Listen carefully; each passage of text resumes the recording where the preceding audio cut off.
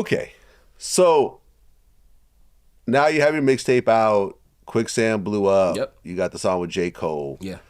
But you started having issues with your management. Yeah. Okay, now this is Pick Six? Pick Six, yeah. Okay, now these are the guys who found you. Yeah. And I remember, in the early interviews, you were like, I'm loyal to my team, I would never sign anyone else, these are the people who changed my life and so forth. So how does it go from that to, now there's problems?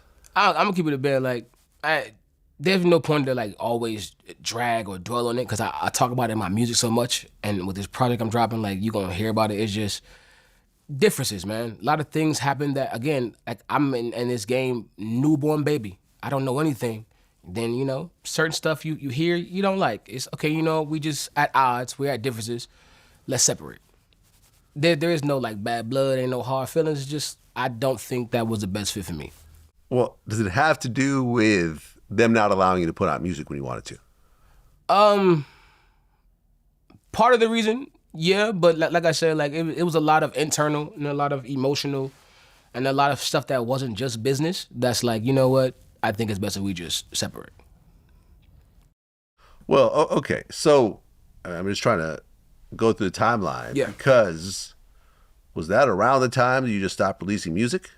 Pretty much. I kind of stopped releasing music because I didn't know a lot of the industry, a lot of the game. I didn't know a lot about my music or, where things were coming from, where things were going. It was a whole bunch of like unknowns, and I don't like being in the place of darkness when it revolves around me. And, and when I got the answers I wanted, when some questions wasn't answered, it's like, okay, I feel like I can get my own answers. I can do my own thing by myself the same way. So I'd rather be on my own than have to depend on people that I don't fully or 100% trust. Type shit. So like, yeah, I mean, a lot of times this is the friction between the artist and the label and the management.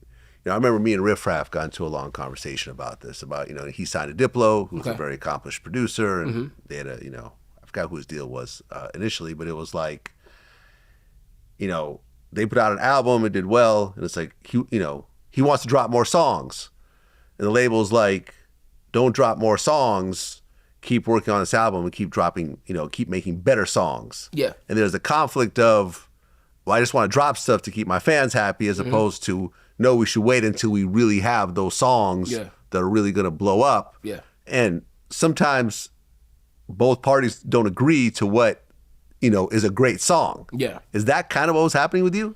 In short, sometimes. It wasn't a majority of, it was just confusion about who's running what, who's making decisions, it was a control thing, not so much as a music thing. Like it wasn't so much of they didn't agree with what I should put out, because I was making music and they were saying we should do it, but it was like the way we were doing it, I wasn't happy with, And then like I said, I'm not going to dwell too much on, because again, I'm cool with most people that I've had the issues with, or we've already talked and whatever it is. It just, I didn't agree, they didn't agree, so we agreed to disagree and separate. So you're officially, gone off the management situation and so forth. Yeah.